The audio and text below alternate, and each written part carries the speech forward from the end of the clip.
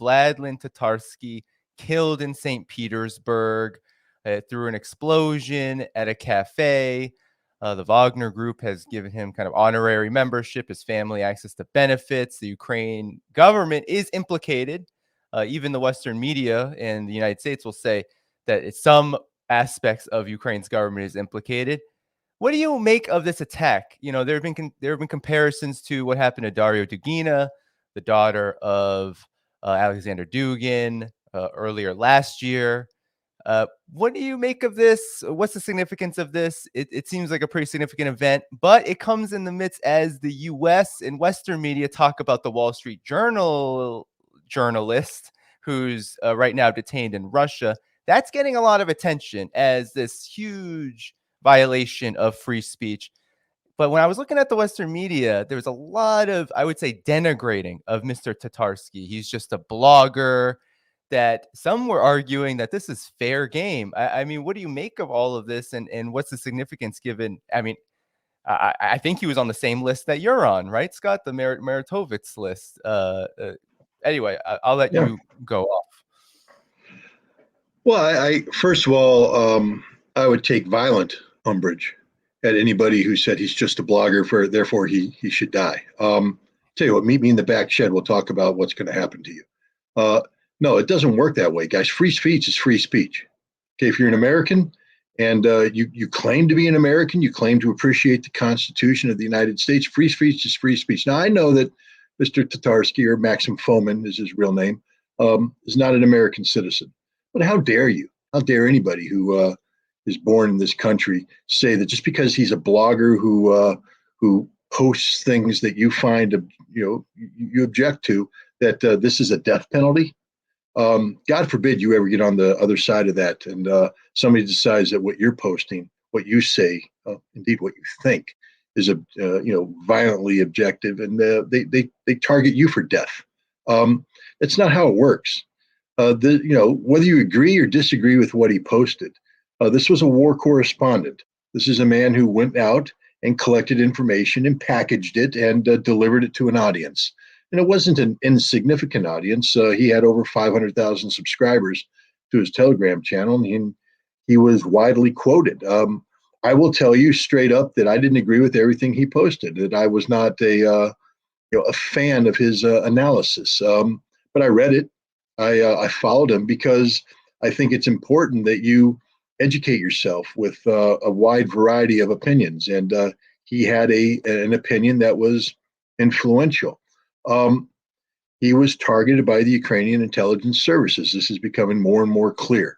This was a targeted assassination by an organization that maintains the Meritovitz hit list. He was targeted for saying things that the Ukrainian government found objectionable. Daria Dugina was assassinated by the Ukrainian special services. Now, she may have been the unintended consequence of their targeting of her father. We don't know exactly, but it appears that they were trying to kill him, but because she swapped out the automobile at the last second, she's the one that was killed and not him. But that doesn't change the fact that the Ukrainian government targets journalists for death. I'll just say that one more time so it sinks in. Later on, we start talking about what the Russian government is alleged to be doing against an American journalist. The Ukrainian government targets journalists for death. They kill them. I'm on that list. That means that ostensibly I'm targeted for death. For what? For saying things that people find objectionable? Sorry, that's not a death penalty.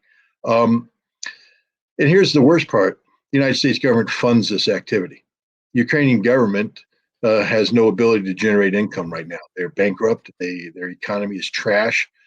So they operate, based upon the donations made by the United States government. And the United States government funds the Ukrainian intelligence services.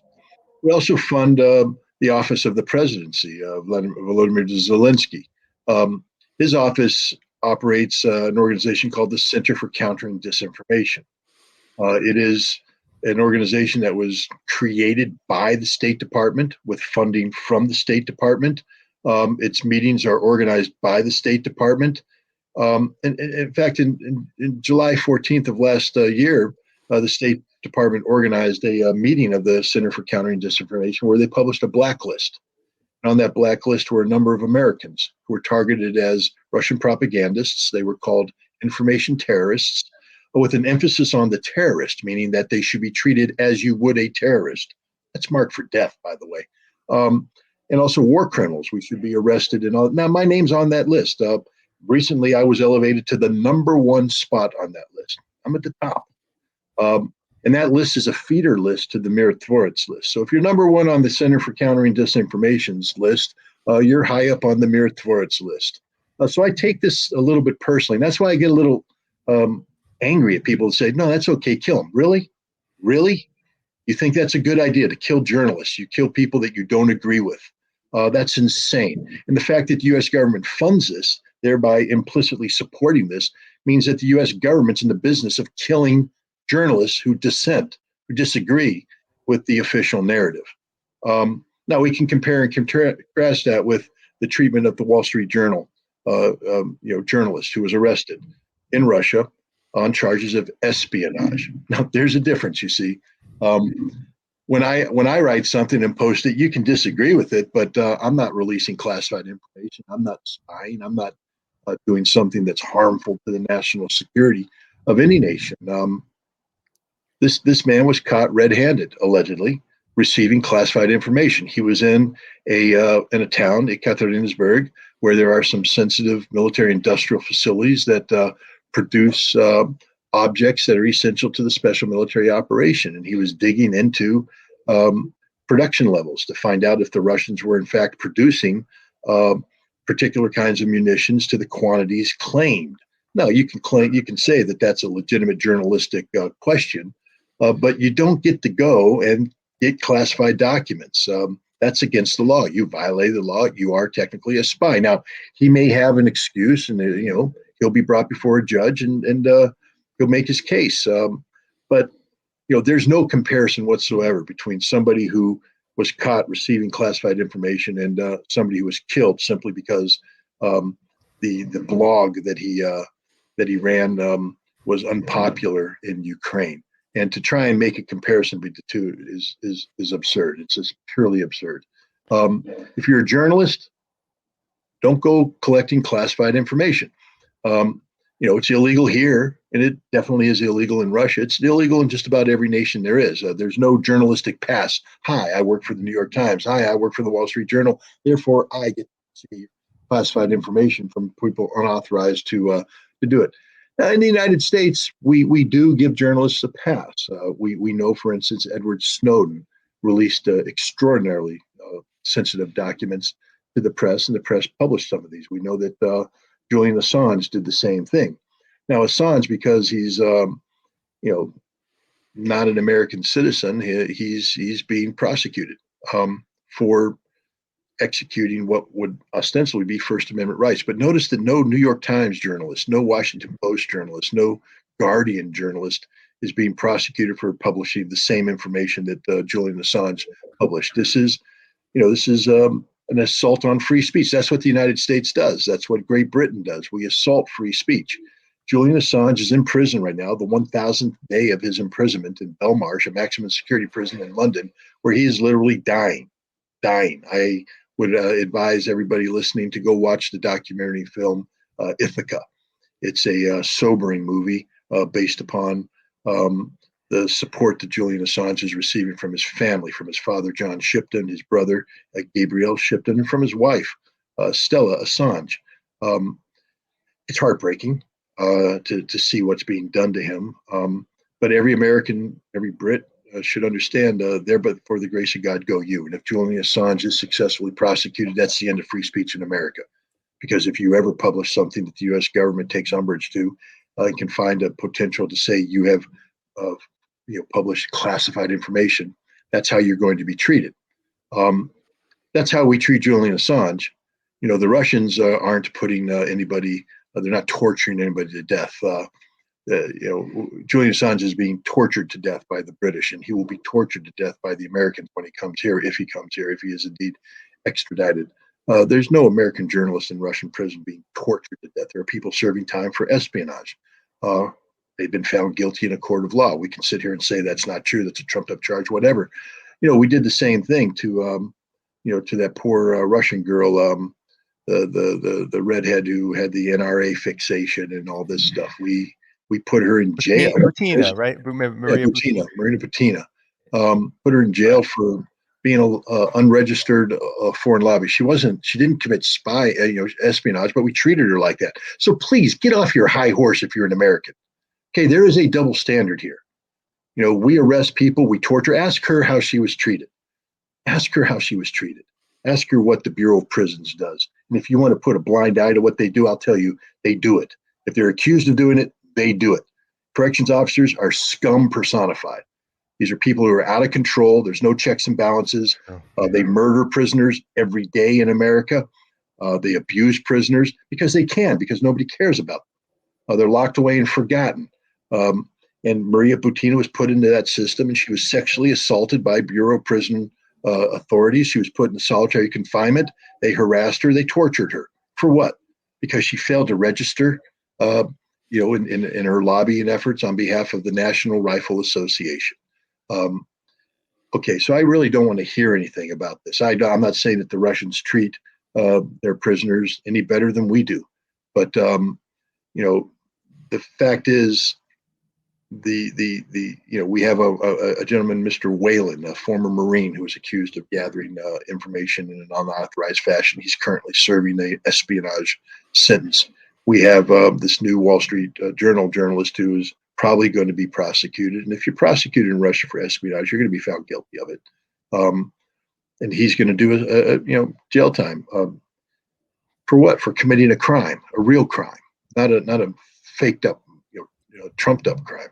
But now we come back to Maxim Fomin. He was murdered, assassinated by the Ukrainian government with the implicit approval of the United States government. So the United States government is in the business of assassinating journalists that they don't agree to.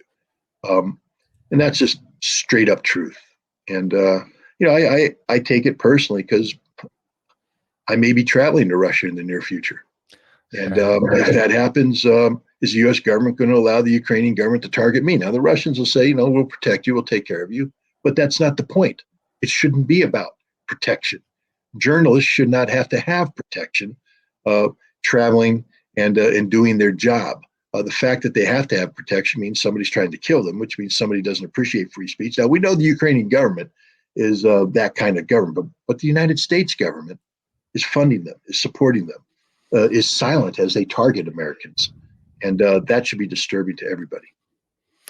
Indeed. You brought up so many great points. I mean, I remember reading recently, this is during the Ukraine conflict over the last year or so. Miss Butina, Marie Butina, wrote an incredible piece in Russia, well, formerly Russia Today, RT, on what she experienced in prison. And I think she penned an open letter to Angela Davis talking about what she witnessed, not just with what she went through, but also with a lot of the mainly Black female prisoners that experienced the conditions she did. And it changed her, almost like her entire worldview. So, not only this, though, what you were saying about the Wall Street Journal journalist, I'm not even going to say his name, because honestly, at this point, what this feels like is just utter hypocrisy, because Julian Assange was provided information, right? And you said, Scott, journalists are protected. If you are provided information, you're not collecting the information. You're not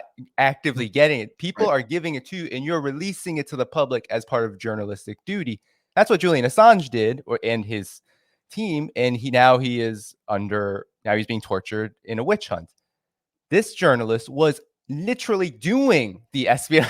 it's different.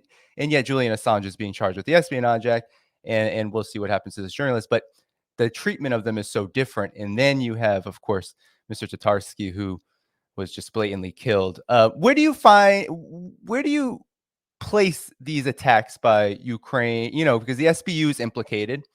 That's what Russia is saying. Even the Western media and U.S. officials are saying that there is Ukrainian involvement. I think the woman who gave the bomb to Mr. Tatarsky is like a follower of Mr. Navalny, who prominent Russian opposition, prominent, I say, but really a Russian opposition figure with not much popularity in Russia, but a lot of support from the United States. Where do you place these attacks on journalists? I mean, literal assassinations and attempts to silence critics of Ukraine and critics of U.S. and NATO support for Ukraine. Where do you place this in the overall scheme of the war right now? A tragic distraction. It's going to have zero impact on Russia. Russia is operating in accordance with a plan. That plan is being executed effectively, and the Russians aren't going to allow themselves to be distracted by something like this. They, it would be foolish for Russia to overreact to this. I mean, it's tragedy what happened. They will investigate. They will hold those responsible accountable. But there's people out there saying that Russia should do this, do that, do this, do that. That means that Russia would be allowing Ukraine to dictate the pace of the battle. That Russia is so immature that when something of this nature happens, it overreacts and therefore loses whatever initiative, et cetera, that it had. Ukraine blew up the Crimea bridge.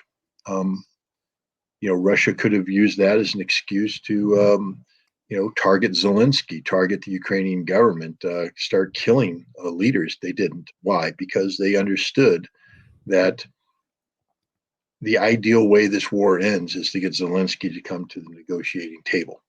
And if you kill him, he can't come to the negotiating table. If you kill him, you don't know who's going to replace him. You don't know what's going to happen. Right now, the Russians are dealing with predictability. That's one of their favorite words. They like predictability. And Zelensky provides a predictability factor in terms of, achieving a negotiated outcome, which is what Russia has wanted all along. People forget that the phase one of this special military operation wasn't, an effort to seize Kiev. It was an effort to pressure the Ukrainian government to the negotiating table. And they succeeded. Within a week of initiating this conflict, Ukraine began meeting with Russian negotiators in Gomel in Belarus. There were 3 meetings in the first, week or so of the conflict that led to a 4th meeting in Istanbul on the 1st of April. And that meeting should have produced a ceasefire agreement that would have brought the war to an end. That's what Russia was seeking. Instead, Boris Johnson flew into Kiev, told the Ukrainians to not do that, to shelve it. And now we have a war that's cost Ukraine hundreds of thousands of lives, tens of millions of displaced people, $1 trillion of infrastructure damage, all because the West wasn't happy with the peace deal that Russia was putting on the table back then. Well, I mean, people would die to have that peace agreement today, because it basically just said that Crimea is Russia forever. Lugansk and Donetsk will be independent. Ukraine can't join NATO, but pretty much everything else gets to stay the same. Imagine how many people would be alive, how many families would be intact, how many children would have fathers, how many wives would have husbands, how many sisters would have brothers, how many parents would have sons. But now that's not the case. And Ukraine is locked in a death match with a larger opponent who can't be beat. And Ukraine is being urged forward, even though the chances of victory are non-existent. They're being urged forward by their masters in the West, NATO, et cetera. Ukraine is a proxy of NATO. They're carrying out a war on behalf of NATO against Russia, and they're being destroyed in the process. This is a tragedy. But Russia wanted this war to end. Russia wants this war to end, and that's why we don't see this kind of escalation. So the Russians aren't going to overreact to the murder of Maxim Fomin, of Mr. Tatarsky, just like they didn't overreact to the murder of Darya Dugina, who was the daughter of a very influential Russian philosopher, Alexander Dugin. They didn't overreact to the attack on the Crimea bridge. They don't overreact to these Ukrainian drone strikes against, Russian strategic bomber bases in Engels. Again, your average American's going, well, I mean, come on, Russia's flying out of there. That should be. You guys understand that that's the equivalent of somebody attacking a B-52 base in Omaha, Nebraska, or another, any other in North Dakota. We wouldn't allow it to happen, guys. That's a strike on our strategic nuclear deterrent. And so Russia could have overreacted. That's literally one of the triggers for release of nuclear weapons. But Russia didn't overreact. Russia's not in the business of overreacting. Russia's in the business of managing escalation, and that's what they're doing right now. So I don't see Russia overreacting to this. I do see them uh, carrying out investigation, collecting names. Russia is definitely one of the nations where revenge is a dish best served cold, and Russians have a habit of serving this dish ice cold. So they'll wait as long as it needs, and then they'll take the appropriate response to people. And it is what it is. You want to run with the big dogs. Understand that sometimes you have to pay the big dog price, and Ukraine is running with the big dog, the biggest dog out there, and Russia's taking names, and there will be an accounting. You don't get to go around and murder Russian journalists in St. Petersburg and think that there's not going to be a consequence. But the consequence isn't going to be the kind that changes the trajectory of this conflict.